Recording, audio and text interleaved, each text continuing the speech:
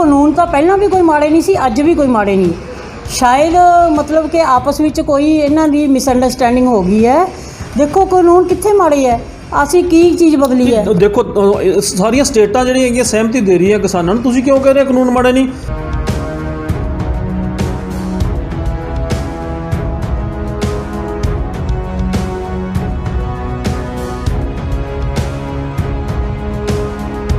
ਤੁਸੀਂ ਕਹਿੰਦੇ ਪਏ ਹੋ ਕਾਨੂੰਨ ਸਾਰੇ ਸਹੀ ਹੈ, ਇਕੱਲੇ ਪੰਜਾਬ ਵਾਲੇ ਰੌਲਾ ਪਾਈ ਜਾਂਦੇ। ਹੁਣ ਤਾਂ ਹਿਮਾਚਲ ਵਾਲੇ ਨੇ ਕਹਿਤਾ ਬਸ 1 ਤਰੀਕ ਤੱਕ ਜੇ ਵਾਪਸ ਕਰਦੇ ਆ ਠੀਕ ਹੈ, ਨਹੀਂ ਅਸੀਂ ਪਹੁੰਚਦੇ ਹਾਂ। यूपी ਵਾਲੇ ਅਸੀਂ ਆਈ ਜਾਂਦੇ ਆ। ਫਿਰ ਇਹਦਾ ਮਤਲਬ ਵੀ ਪੰਜਾਬ ਵਾਲੇ ਪਾਗਲ ਸੀ, ਹੁਣ ਦੂਸਰੇ ਵੀ ਪਾਗਲ ਲੱਗਦੇ ਤੁਹਾਨੂੰ ਵੀ ਉਹ ਜਿਹੜੇ ਹੈਗੇ ਉਹ ਵੀ ਇਸ ਦੇ ਵਿਰੋਧ ਕਰਦੇ ਪਏ।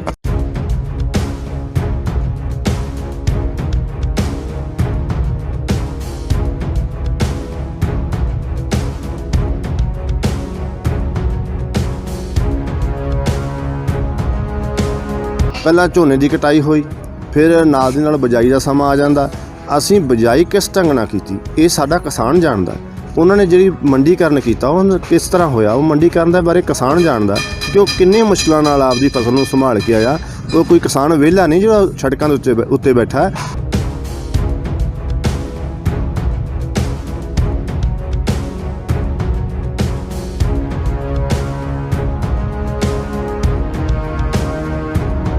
ਕਿਸੇ ਨੇ ਪੰਪ ਦੇ ਅੱਗੇ ਧਰਨਾ ਦਿੱਤਾ, ਕਿਸੇ ਨੇ BJP ਦੇ ਘਰ ਦੇ ਅੱਗੇ ਧਰਨਾ ਦਿੱਤਾ, ਉਹ ਸ਼ਹੀਦ ਹੋ ਗਏ, ਉਹਨਾਂ ਦੀਆਂ ਜਾਨਾਂ ਐਵੇਂ ਚਲੀਆਂ ਗਈਆਂ। ਉਹਦੇ ਬਾਰੇ ਕੀ ਕਹਿੰਦੇ ਤੁਸੀਂ? ਨਹੀਂ ਅਸੀਂ ਇਹ ਕਿਸਾਨ ਭਰਾਵਾਂ ਨੂੰ ਇੰਤਜ਼ਾਰ ਕਰ ਲੈਣਾ ਚਾਹੀਦਾ ਸੀ 3 ਦਸੰਬਰ ਦਾ। ਦੇਖੋ ਧਰਨੇ ਦਾ ਕੋਈ ਹੱਲ ਨਹੀਂ ਨਾ ਹੁੰਦਾ, ਹੱਲ ਤਾਂ ਟੇਬਲ ਟਾਕ ਹੀ ਹੈ। ਜਿੰਨਾ ਚਿਰ ਆਪਾਂ ਆਪਸ ਵਿੱਚ ਬੈਠਾਂਗੇ ਨਹੀਂ। ਸੈਂਟਰ ਸਰਕਾਰ ਦਾ ਤੁਹਾਨੂੰ ਇਹ ਤਾਂ ਲੱਗਦਾ ਨਾ ਵੀ ਕਿਤਨਾ ਕਿਤੇ ਸਰਕਾਰ, ਤੁਹਾਡੀ ਸਰਕਾਰ ਜਿਹੜੀ ਹੈਗੀ ਆ ਉਹ ਨਰਮ ਤਾਂ ਹੋਈ ਹੈ ਨਾ। ਪਹਿਲਾਂ ਤਾਂ ਸ਼ਰਤਾਂ ਰੱਖਦੀ, ਹੁਣ ਕਹਿੰਦੇ ਸਾਡੀ ਸ਼ਰਤ ਹੀ ਕੋਈ ਨਹੀਂ।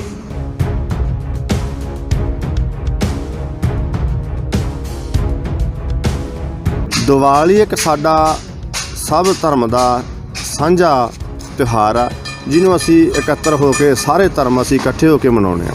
ਸਾਡਾ ਉਹ ਜਿਹੜਾ ਤਿਉਹਾਰ ਸੀ ਸਾਡੇ ਕਿਸਾਨਾਂ ਦਾ, ਉਹ ਕਾਲੀ ਦੀਵਾਲੀ ਬਣ ਕੇ ਰਹਿ ਗਿਆ।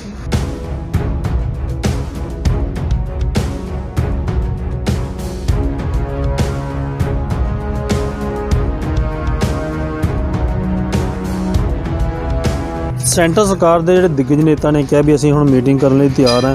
ਤੁਹਾਨੂੰ ਲੱਗਦਾ ਵੀ ਉਹਨਾਂ ਨੇ ਇਹ ਵੀ ਕਹਿਤਾ ਵੀ ਕੋਈ ਸ਼ਰਤ ਨਹੀਂ, ਪਹਿਲਾਂ ਤਾਂ ਸ਼ਰਤਾਂ ਰੱਖਦੇ ਸੀਗੇ, ਵੀ ਹੁਣ ਤੁਹਾਡੀਆਂ ਸਾਰੀਆਂ ਸ਼ਰਤਾਂ ਜਿਹੜੀਆਂ ਮੰਨ ਲੈਣਗੇ? ਲੱਗਦਾ ਤੁਹਾਨੂੰ ਮੰਨ ਲੈਣਗੇ?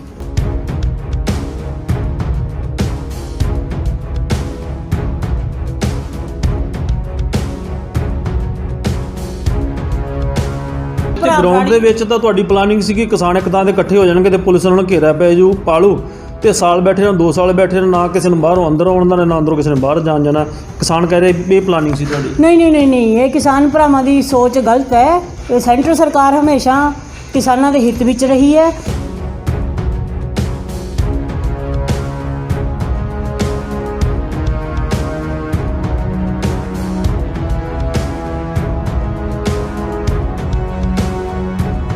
ਪ੍ਰਾਈਮ ਉਹਦੇ ਦੇਖ ਰਹੇ ਸਾਰੇ ਹੀ ਦਰਸ਼ਕਾਂ ਦਾ ਸਵਾਗਤ ਹੈ।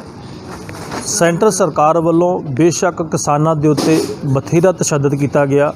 ਹਰਿਆਣਾ ਜਾਂਦਿਆਂ ਵੀ ਉਹਨਾਂ 'ਤੇ ਪਾਣੀ ਦੀਆਂ ਬਸ਼ਾਰਾਂ ਪੂਰੀ ਠੰਡ ਦੇ ਵਿੱਚ ਮਾਰੀਆਂ ਗਈਆਂ, ਪਰ ਕਿਸਾਨਾਂ ਦਾ ਟਾਰਗੇਟ ਸੀ ਦਿੱਲੀ ਪਹੁੰਚਣਾ।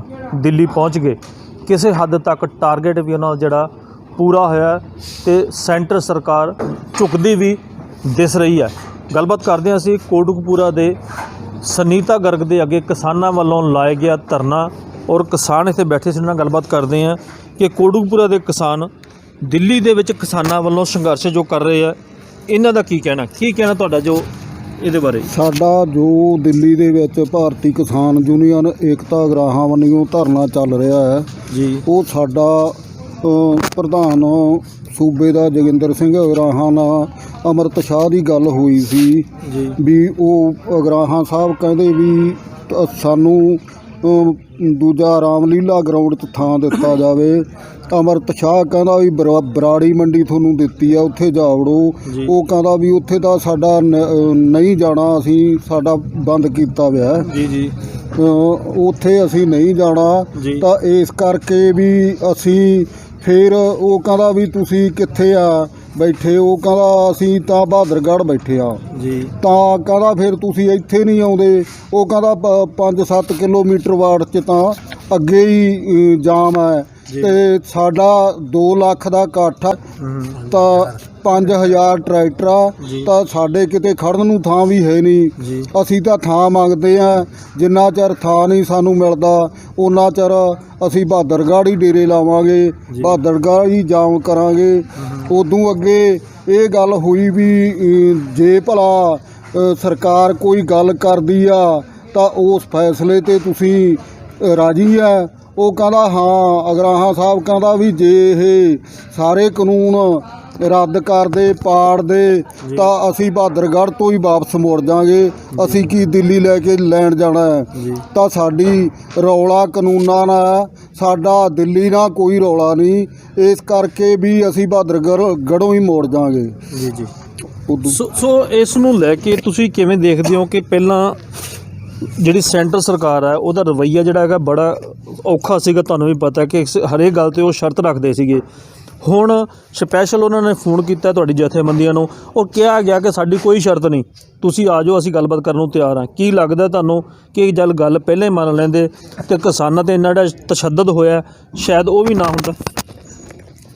BKU ਅਗਰਾਹਾਂ ਜੋ ਸਾਡੇ ਸੂਬਾ ਪ੍ਰਧਾਨ ਸ਼੍ਰੀਮਾਨ ਜੋਗਿੰਦਰ ਸਿੰਘ ਜੀ, ਉਹਨਾਂ ਤੋਂ ਵੱਲੋਂ ਪਹਿਲਾਂ ਵੀ ਕਈ ਵਾਰੀ ਜਦੋਂ ਗੱਲਬਾਤ ਹੋਈ, ਗੱਲਬਾਤ ਦੇ ਵਿੱਚ ਗਏ ਸੀ ਤਾਂ ਜੋ 31 ਜਥੇਬੰਦੀਆਂ ਇਕੱਤਰ ਹੋ ਕੇ ਜੋ ਵੀ ਗੱਲਬਾਤ ਲਈ ਚੱਲਦੀਆਂ ਸੀ ਤਾਂ ਇੱਕੋ ਹੀ ਗੱਲ ਹੁੰਦੀ ਸੀ ਵੀ ਜੋ ਕਾਨੂੰਨ ਬਣੇ ਆ, ਜੋ ਬਿੱਲ ਸੀਗੇ ਕਾਨੂੰਨ ਬਣ ਗਏ, ਉਹਨਾਂ ਦੇ ਵਿੱਚ ਇਹਨਾਂ ਨੇ ਇੱਕ ਪਰਾਲੀ ਸਾੜਨ ਨੂੰ ਲੈ ਕੇ ਵੀ ਕਾਨੂੰਨ ਲਾਗੂ ਕੀਤਾ ਜੀ। 4 ਕਾਨੂੰਨ ਹੋ ਗਏ ਇਹ ਜੀ।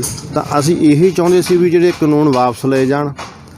ਇਸੇ ਕਰਕੇ ਅਸੀਂ ਬੈਠੇ ਸੀ, ਜੋ ਧਰਨੇ ਸਾਡੇ ਚੱਲਦੇ ਆ ਟੋਲ ਪਲਾਜ਼ਿਆਂ 'ਤੇ ਜਾਂ ਸਾਡੇ BJP ਦੇ ਆਗੂਆਂ ਦੇ ਜਿੱਥੇ ਵੀ ਅਸੀਂ ਧਰਨੇ ਚਲਾਏ ਆ, ਉਹ ਅਸੀਂ ਇਹ ਕਾਨੂੰਨ ਵਾਪਸ ਲਈ ਚਲਾਏ ਸੀ। ਜੇਕਰ ਉਦੋਂ ਹੀ ਪਹਿਲਾਂ ਜੋ ਮੀਟਿੰਗਾਂ ਹੋਈਆਂ ਉਹਨਾਂ ਦੇ ਵਿੱਚ ਵਾਪਸ ਲਏ ਜਾਂਦੇ ਤਾਂ ਨਾਲੇ ਤਾਂ ਕਿਸਾਨ ਨੂੰ ਇੰਨਾ ਮੁਸ਼ੱਕਤ ਨਹੀਂ ਕਰਨਾ ਪੈਂਦਾ ਸੀ ਦਿੱਲੀ ਜਾਣ ਦੇ ਖਾਤਰ, ਜਾਂ ਜੋ ਸਾਡੇ ਵੀਰ ਕਈ ਸ਼ਹੀਦ ਹੋ ਗਏ ਉਹਨਾਂ ਦੀਆਂ ਵਿਚਾਰਿਆਂ ਦੀਆਂ ਜਾਨਾਂ ਬਚ ਸਕਦੀਆਂ ਸੀਗੀਆਂ ਜੇਕਰ ਇਹ ਪਹਿਲਾਂ ਗੱਲ ਨੂੰ ਲੈ ਕੇ ਚੱਲਦੇ। ਇਹੀ ਸਵਾਲ ਮੇਰੇ ਦਿਮਾਗ 'ਚ ਆ ਰਿਹਾ ਸੀਗਾ, ਮੈਂ ਪੁੱਛ ਰਿਹਾ ਸੀ ਤੁਹਾਨੂੰ, ਪਰ ਤੁਸੀਂ ਪਹਿਲਾਂ ਹੀ ਬੋਲ ਪਏ ਹੋ। ਹਾਂਜੀ ਜੀ, ਕਿਉਂਕਿ ਜੀ ਜੋ ਅੱਜ ਸਾਡੇ ਨਾਲੋਂ ਵਿਛੜ ਗਏ, ਜਿਹੜੇ ਬੱਚਿਆਂ ਦੇ ਮਾਪੇ ਵਿਛੜ ਗਏ, ਉਹਨਾਂ ਨੂੰ ਵੀ ਤਾਂ ਦੁੱਖ ਆ, ਪਰ ਦੁੱਖ ਸਾਨੂੰ ਵੀ ਉਹਨਾਂ ਦੇ ਨਾਲ ਆ ਕਿਉਂਕਿ ਸਾਡੇ ਸਾਥੀ ਸੀਗੇ ਜੀ। ਤਾਂ ਅਸੀਂ ਅੱਜ ਵੀ ਆਣੇ ਆ ਵੀ ਹਜੇ ਜੋ ਕੁਛ ਇਕੱਠ ਚੱਲ ਰਿਹਾ ਉਹ ਇਸੇ ਕਰਕੇ ਚੱਲ ਰਿਹਾ ਕਿ ਆਰਡੀਨੈਂਸ ਵਾਪਸ ਨਹੀਂ ਹੋਏ। ਗੱਲਬਾਤ ਹੀ ਕਰਨੀ ਗੱਲ ਕਰਦੇ ਆ ਪਰ ਹਜੇ ਵਾਪਸ ਤਾਂ ਨਹੀਂ ਨਾ ਹੋਏ। ਜਦੋਂ ਤੱਕ ਵਾਪਸ ਨਹੀਂ ਹੁੰਦੇ ਉਹਦੇ 'ਚ ਘਰਾਸੀ ਵੀ ਵਾਪਸ ਨਹੀਂ ਆਉਂਦੇ। ਹਾਂਜੀ, ਅਸੀਂ ਇਸੇ ਕਰਕੇ ਜੋ ਅੱਜ ਚੱਲ ਰਿਹਾ ਸਾਡੇ ਸੰਘਰਸ਼ ਇਹ ਹੀ ਚੱਲਣਗੇ।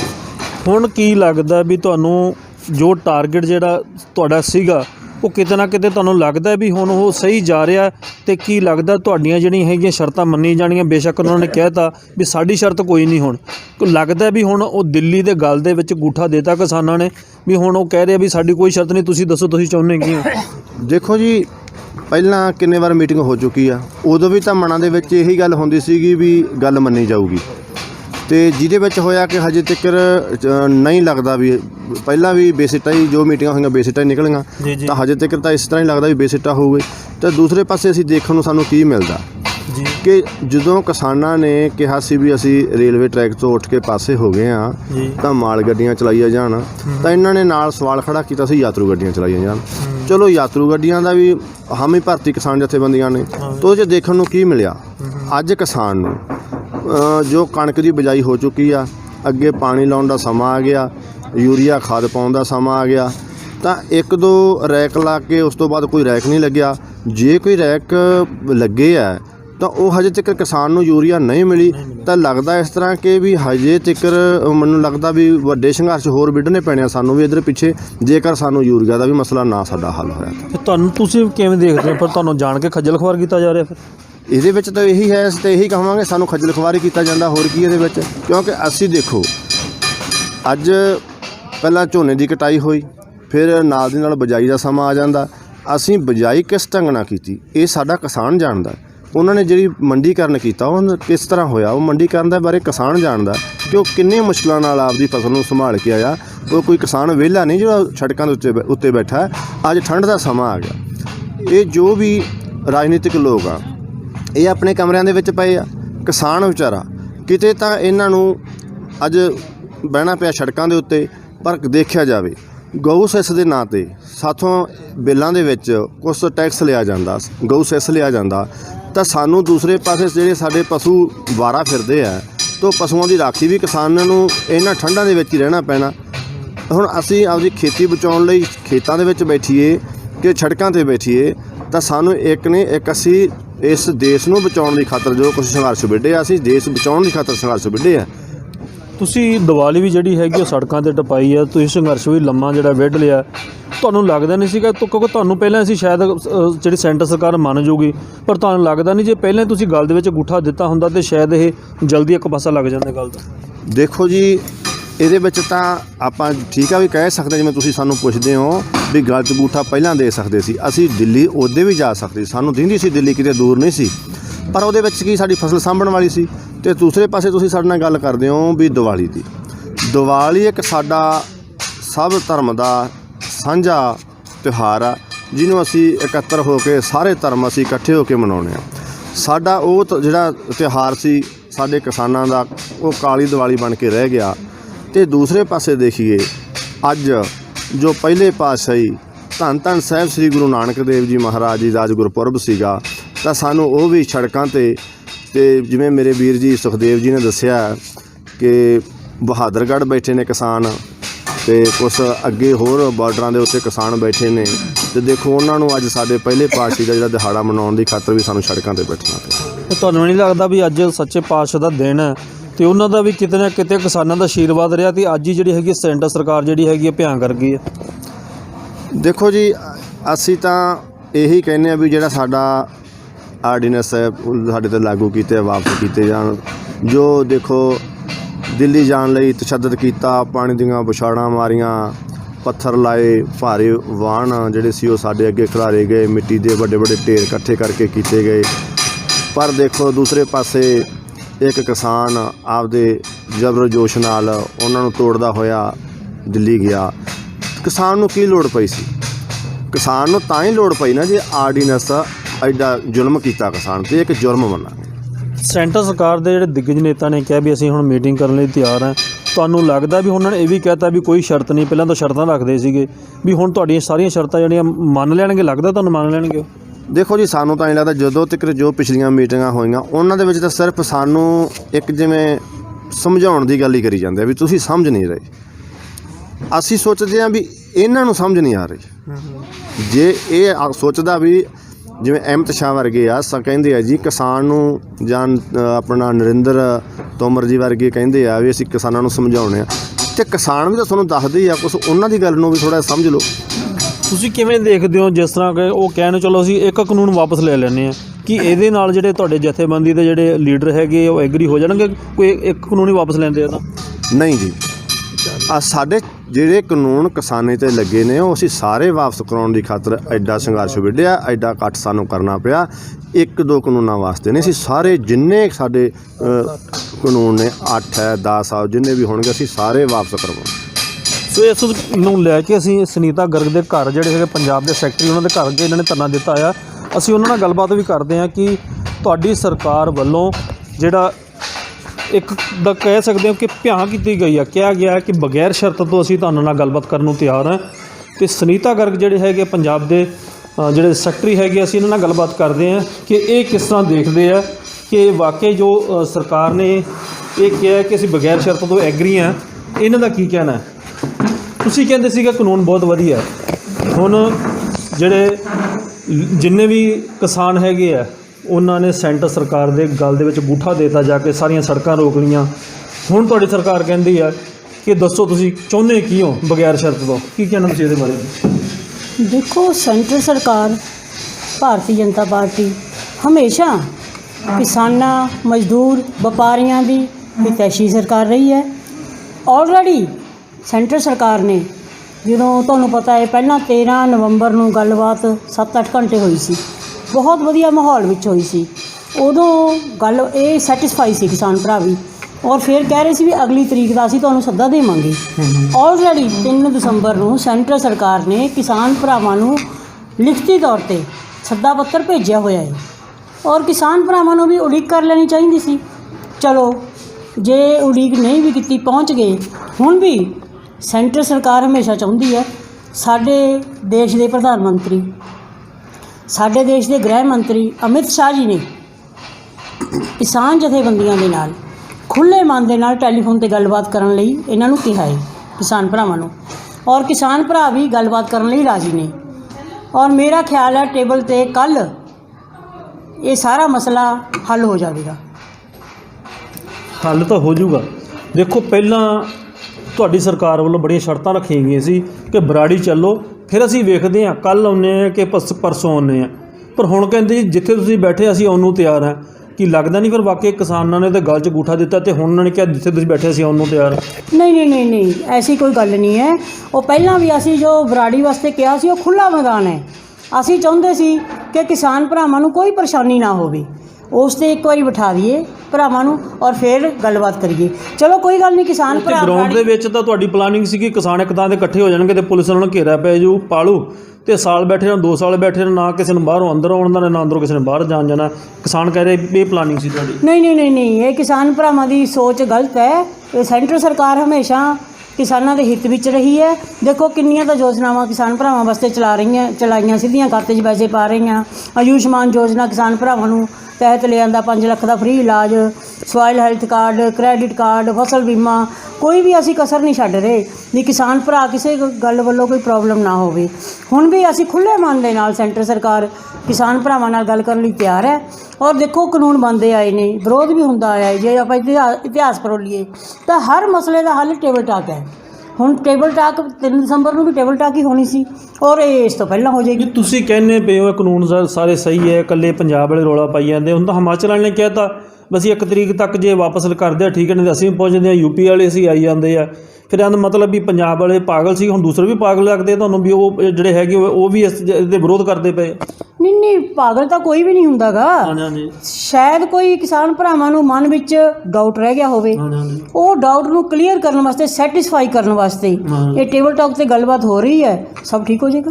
ਤੇ ਜੀ ਇਹੀ ਤੁਸੀਂ ਪਹਿਲਾਂ ਬਗੈਰ ਸ਼ਰਤਾਂ ਤੋਂ ਤੁਸੀਂ ਗੱਲ ਮੰਨ ਲੈਂਦੇ ਤੇ ਜਿੰਨੇ ਵੀ ਕਿਸਾਨ ਜਿਹੜੇ ਹੈਗੇ ਉਹ ਸ਼ਹੀਦ ਹੋ ਗਏ ਹੈ ਧਰਨਾ ਦਿੰਦੇ ਹੋਇਆ, ਕਿਸੇ ਨੇ ਪੰਪ ਦੇ ਅੱਗੇ ਧਰਨਾ ਦਿੱਤਾ, ਕਿਸੇ ਨੇ ਬੀਜੇਪੀ ਦੇ ਘਰ ਦੇ ਅੱਗੇ ਧਰਨਾ ਦਿੱਤਾ, ਉਹ ਸ਼ਹੀਦ ਹੋ ਗਏ, ਉਹਨਾਂ ਦੀਆਂ ਜਾਨਾਂ ਐਵੇਂ ਚਲੀਆਂ ਗਈਆਂ, ਉਹਦੇ ਬਾਰੇ ਕੀ ਕਹਿੰਦੇ ਤੁਸੀਂ? ਨਹੀਂ, ਅਸੀਂ ਇਹ ਕਿਸਾਨ ਭਰਾਵਾਂ ਨੂੰ ਇੰਤਜ਼ਾਰ ਕਰ ਲੈਣਾ ਚਾਹੀਦਾ ਸੀ 3 ਦਸੰਬਰ ਦਾ। ਦੇਖੋ ਧਰਨੇ ਦਾ ਕੋਈ ਹੱਲ ਨਹੀਂ ਨਾ ਹੁੰਦਾ, ਹੱਲ ਤਾਂ ਟੇਬਲ ਟਾਕ ਹੀ ਹੈ।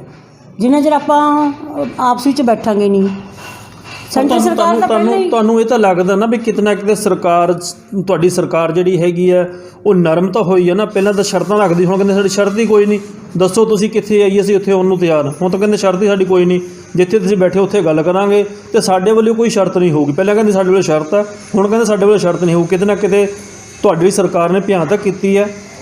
ਨਹੀਂ, ਸ਼ਰਤ ਤਾਂ ਪਹਿਲਾਂ ਵੀ ਕੋਈ ਨਹੀਂ ਸੀ, ਅਸੀਂ ਤਾਂ ਪਹਿਲਾਂ ਵੀ ਕਹਿ ਰਹੇ ਸੀ। ਸੀਗੀ ਸ਼ਰਤ, ਉਹਨਾਂ ਨੇ ਕਿਹਾ ਸੀਗਾ ਤੁਸੀਂ ਉੱਥੇ ਜਾ ਕੇ ਬੈਠੋ, ਅਸੀਂ ਵੇਖਾਂਗੇ ਕੱਲ੍ਹ ਨੂੰ ਹੁੰਦੇ ਕਿਸੇ ਪਰਸੋਂ ਹੁੰਦੇ, ਤੁਸੀਂ ਜਾ ਕੇ ਗਰਾਊਂਡ 'ਚ ਬੈਠੋ ਉੱਥੇ, ਉਸ ਤੋਂ ਬਾਅਦ ਅਸੀਂ ਆਵਾਂਗੇ। ਹੁਣ ਕਹਿੰਦੇ ਸਾਡੀ ਸ਼ਰਤ ਹੀ ਕੋਈ ਨਹੀਂ ਜੀ। ਉਹ ਨਹੀਂ ਜੀ, ਪਹਿਲਾਂ ਵੀ ਅਸੀਂ ਇਹ ਕਹਿ ਰਹੇ ਸੀ ਕਿਸਾਨ ਭਰਾ ਮੌਸਮ ਖਰਾਬ ਹੈ, ਸਰਦੀ ਦਾ ਮੌਸਮ ਹੈ, ਕਿਸਾਨ ਭਰਾਵਾਂ ਨੂੰ ਕੋਈ ਤਕਲੀਫ ਨਾ ਹੋਵੇ, ਇਸ ਕਰਕੇ ਅਸੀਂ ਉਹਨਾਂ ਨੂੰ ਬਰਾੜੀ ਜਿਹੜਾ ਮੈਦਾਨ ਹੈ, ਨਿਰੰਕਾਰੀ ਭਵਨ ਹੈਗਾ, ਬਹੁਤ ਵੱਡਾ ਹੈ, ਹਰ ਫੈਸਿਲਿਟੀ ਆ ਉੱਥੇ। ਅਸੀਂ ਕਿਸਾਨ ਭਰਾਵਾਂ ਦੀ ਤਕਲੀਫ ਨੂੰ ਵੀ ਕੋਈ ਨਾ ਹੋਵੇ ਦਿੱਲੀ ਦੇ ਵਿੱਚ, ਉਸ ਕਰਕੇ ਅਸੀਂ ਉਹਨਾਂ ਨੂੰ ਉਹ ਜਗ੍ਹਾ ਦਿੱਤੀ ਹੈ। ਅਗਰ ਕਿਸਾਨ ਭਰਾਵਾਂ ਨੂੰ ਨਹੀਂ ਉੱਥੇ ਜਾਣਾ ਚਾਹੁੰਦੇ ਤਾਂ ਅਸੀਂ ਫਿਰ ਵੀ ਗੱਲਬਾਤ ਕਰਨ ਲਈ ਤਿਆਰ ਹਾਂ। ਅਸੀਂ ਆਪ ਟੈਲੀਫੋਨ ਕੀਤਾ ਕਿਸਾਨ ਭਰਾਵਾਂ। ਹੁਣ ਤੁਸੀਂ ਕਿਵੇਂ ਮੰਨਦੇ ਹੋ? ਪਹਿਲਾਂ ਤਾਂ ਪੰਜਾਬ ਦੇ ਕਿਸਾਨ ਸੀਗੇ, ਉਹ ਰੌਲਾ ਪਾਉਂਦੇ ਸੀਗੇ ਵੀ ਇਹ ਕਾਨੂੰਨ ਮਾੜਾ ਹੈ, ਅਤੇ ਹੁਣ ਤਾਂ ਯੂਪੀ ਵਾਲੇ ਵੀ ਨਾਲ ਆ ਗਏ ਆ, ਹਿਮਾਚਲ ਵਾਲੇ ਵੀ ਆ ਰਹੇ ਆ, ਅਤੇ ਤੁਹਾਨੂੰ ਲੱਗਦਾ ਵੀ ਹੁਣ ਤੁਹਾਡੀ ਸਰਕਾਰ ਨੂੰ ਕਾਨੂੰਨ ਵਾਪਸ ਲੈਣੇ ਚਾਹੀਦੇ? ਦੇਖੋ ਕਾਨੂੰਨ ਤਾਂ ਪਹਿਲਾਂ ਵੀ ਕੋਈ ਮਾੜੇ ਨਹੀਂ ਸੀ, ਅੱਜ ਵੀ ਕੋਈ ਮਾੜੇ ਨਹੀਂ। ਸ਼ਾਇਦ ਮਤਲਬ ਕਿ ਆਪਸ ਵਿੱਚ ਕੋਈ ਇਹਨਾਂ ਦੀ ਮਿਸਅੰਡਰਸਟੈਂਡਿੰਗ ਹੋ ਗਈ ਹੈ। ਦੇਖੋ ਕਾਨੂੰਨ ਕਿੱਥੇ ਮਾੜੇ ਹੈ, ਅਸੀਂ ਕੀ ਚੀਜ਼ ਬਦਲੀ ਹੈ? ਦੇਖੋ ਸਾਰੀਆਂ ਸਟੇਟਾਂ ਜਿਹੜੀਆਂ ਹੈਗੀਆਂ ਸਹਿਮਤੀ ਦੇ ਰਹੀਆਂ ਕਿਸਾਨਾਂ ਨੂੰ, ਤੁਸੀਂ ਕਿਉਂ ਕਹਿ ਰਹੇ ਕਾਨੂੰਨ ਮਾੜੇ ਨਹੀਂ? ਸੋਸ਼ਲ ਮੀਡੀਆ 'ਤੇ ਘੁੰਮ ਰਿਹਾ ਹੈ, ਕਾਫੀ ਲੇਡੀਜ਼ ਜੈਂਟਸ ਕਹਿ ਰਹੇ ਆ ਕਿ ਇਹਨਾਂ ਦੇ ਜਿਹੜੇ ਉੱਥੇ ਦਿੱਗਜ ਨੇਤਾ ਜਿਹੜੇ ਬੈਠੇ, ਇਹਨਾਂ ਦਾ ਆਪਦਾ ਪਰਿਵਾਰ ਹੈ ਨਹੀਂ, ਉਹਨਾਂ ਨੂੰ ਕੀ ਪਤਾ ਵੀ ਪਰਿਵਾਰ ਕਿਵੇਂ ਚਲਾਉਣੇ ਆ, ਉਹਨਾਂ ਨੂੰ ਕੀ ਪਤਾ ਦੇਸ਼ ਕਿਵੇਂ ਚਲਾਉਣਾ, ਇਹ ਗੱਲਾਂ ਕਹਿ ਰਹੇ ਆ। ਦੇਖੋ MSP ਦਾ ਨਾਲ ਇਹਨਾਂ ਦਾ ਕਾਨੂੰਨਾਂ ਨਾਲ ਕੋਈ ਲੈਣਾ ਦੇਣਾ ਨਹੀਂ ਸੀ, ਉਹ ਪਹਿਲਾਂ ਵੀ ਚੱਲਦੀ ਆ ਰਹੀ ਹੈ, ਹੁਣ ਵੀ ਚੱਲਦੀ ਰਹੂਗੀ। ਹਾਈ ਕੋਰਟ ਦੇ ਵਿੱਚ ਐਫੀਡੇਵਿਟ ਦਿੱਤਾ ਵੀ MSP ਚੱਲਦੀ ਰਹੂਗੀ, ਕਿ ਮੰਡੀਆਂ ਚੱਲਦੀਆਂ ਰਹਿਣਗੀਆਂ, ਖਰੀਦ ਉਸੇ ਤਰ੍ਹਾਂ ਚੱਲਦੀ ਰਹੂਗੀ। ਕੰਟਰੈਕਟ ਫਾਰਮਿੰਗ ਦਾ ਜਿਹੜਾ ਹੈਗਾ ਉਹ ਪਹਿਲਾਂ ਵੀ ਕਾਨੂੰਨ ਕਾਂਗਰਸ ਸਰਕਾਰ ਨੇ ਬਣਾਇਆ ਸੀ, ਉਦੋਂ ਕੋਈ ਨਹੀਂ ਬੋਲਿਆ। ਜੇ ਹੁਣ ਬਣਾਇਆ ਹੈ ਉਹ ਵੀ ਕੋਈ ਜ਼ਬਰਦਸਤੀ ਨਹੀਂ ਹੈ। ਅਗਰ ਕਿਸਾਨ ਭਰਾ ਕਰਨਾ ਚਾਹਣ ਤਾਂ ਕਰ ਸਕਦੇ ਨੇ ਕੰਟਰੈਕਟ ਫਾਰਮਿੰਗ, ਨਹੀਂ ਕਰਨਾ ਚਾਹਣ ਪਹਿਲੀ ਵਿਵਸਥਾ ਵਿੱਚ ਵੇਚ ਲੈਣ। ਤੇ ਪਰ ਇਹਨਾਂ ਕੋਈ ਸਮਝਣ ਦੇ ਵਿੱਚ ਸ਼ਾਇਦ ਇਹਨਾਂ ਨੂੰ ਕੋਈ ਵਹਿਮ ਹੋ ਗਿਆ ਹੋਵੇ, ਕੋਈ ਸ਼ੱਕ ਹੋ ਗਿਆ ਹੋਵੇ, ਉਹ ਕੱਲ੍ਹ ਟੇਬਲ ਟਾਕ 'ਤੇ ਕਲੀਅਰ ਕਰ ਲੈਣਗੇ। ਫਿਲਹਾਲ ਤੁਸੀਂ ਜਿਹੜੇ ਤੁਹਾਡੇ ਪੁਰਾਣੇ ਤੁਹਾਡੇ ਬਿਆਨ ਸੀ, ਤੁਸੀਂ ਉਸੇ ਬਿਆਨਾਂ ਤੇ ਅੜੇ ਹੋ ਕਿ ਕਾਨੂੰਨ ਸਹੀ ਹੈ? ਅਸੀਂ ਤਾਂ ਅੱਜ ਵੀ ਕਹਿੰਦੇ ਹਾਂ ਕਾਨੂੰਨ ਸਹੀ ਹੈ। ਹੋ ਸਕਦਾ ਕੋਈ ਇਹਨਾਂ ਨੂੰ ਕਿਸਾਨ ਭਰਾਵਾਂ ਨੂੰ ਸਮਝਣ ਵਿੱਚ ਕੋਈ ਦਿੱਕਤ ਆਉਂਦੀ ਹੋਵੇ ਜਾਂ ਕੋਈ ਕੁਝ ਜੋ ਚਾਹੁੰਦੇ ਹੋਣ। ਖੁੱਲ੍ਹੇ ਮਨ ਦੇ ਨਾਲ ਸੈਂਟਰ ਸਰਕਾਰ ਕਿਸਾਨ ਜਥੇਬੰਦੀਆਂ ਨੂੰ ਸੁਣਨ ਨੂੰ ਤਿਆਰ ਹੈ ਔਰ ਕੱਲ੍ਹ ਖੁੱਲ੍ਹੇ ਮਨ ਨਾਲ ਗੱਲਬਾਤ ਹੋਊਗੀ ਤਾਂ ਵੱਡੇ ਵੱਡੇ ਮਸਲੇ ਟੇਬਲ ਟਾਕ ਨਾਲ ਹੱਲ ਹੋ ਜਾਂਦੇ ਨੇ, ਇਹ ਵੀ ਹੋ ਜਾਊਗਾ। Thank you. ਸੋ ਇਹ ਸਨ ਸੁਨੀਤਾ ਗਰਗ, ਪੰਜਾਬ ਦੇ ਜਨਰਲ ਸੈਕਟਰੀ ਆ, ਜੋ ਪਹਿਲਾਂ ਵਾਲੇ ਬਿਆਨਾਂ ਦੇ ਉੱਪਰ ਖੜੇ ਸੀ, ਉਸੇ ਬਿਆਨਾਂ 'ਤੇ ਅੱਜ ਵੀ ਖੜੇ ਆ ਕਿ ਇਹ ਕਾਨੂੰਨ ਕਿਸਾਨਾਂ ਲਈ ਠੀਕ ਹੈ। ਪਰ ਦੇਖਣਾ ਹੈਗਾ ਕੱਲ੍ਹ ਦੀ ਰੱਖੀ ਹੋਈ ਮੀਟਿੰਗ ਕਿਸਾਨਾਂ ਵੱਲੋਂ ਕਿਸ ਤਰ੍ਹਾਂ ਦਾ ਨਿਚੋੜ ਲੈ ਕੇ ਆਉਂਦੀ ਹੈ, ਉਹਦੇ 'ਚ ਕੀ ਨਿਕਲਦਾ ਹੈ। ਫਿਲਹਾਲ ਸੈਂਟਰ ਸਰਕਾਰ ਜਿਹੜੀ ਹੈਗੀ ਹੈ ਉਹ ਜ਼ਰੂਰ ਮੰਨੀ ਆ, ਬਗੈਰ ਸ਼ਰਤਾਂ ਤੋਂ ਬਥੇਰੀਆਂ ਸ਼ਰਤਾਂ ਰੱਖੀਆਂ ਗਈਆਂ ਸੀਗੀਆਂ, ਪਰ ਉਸ ਤੋਂ ਬਾਅਦ ਹੁਣ ਕੋਈ ਸ਼ਰਤ ਨਹੀਂ ਰੱਖੀ ਗਈ। ਉਹ ਕਹਿੰਦੇ ਦੱਸੋ ਤੁਸੀਂ ਮਿਲਣਾ ਕਿੱਥੇ ਹੈ। ਸੋ ਦੇਖਣਾ ਹੋਵੇਗਾ ਕਿ ਕੱਲ੍ਹ ਨੂੰ ਕਿਸਾਨਾਂ ਵਾਸਤੇ ਕਿਸ ਤਰ੍ਹਾਂ ਦੀ ਖਬਰ ਨਿਕਲ ਕੇ ਆਉਂਦੀ ਹੈ। ਮੈਂ ਸੁਨੀਲ ਜੰਦਲ, ਪ੍ਰਾਈਮੋ ਦੇ ਕੋਟਕਪੂਰਾ।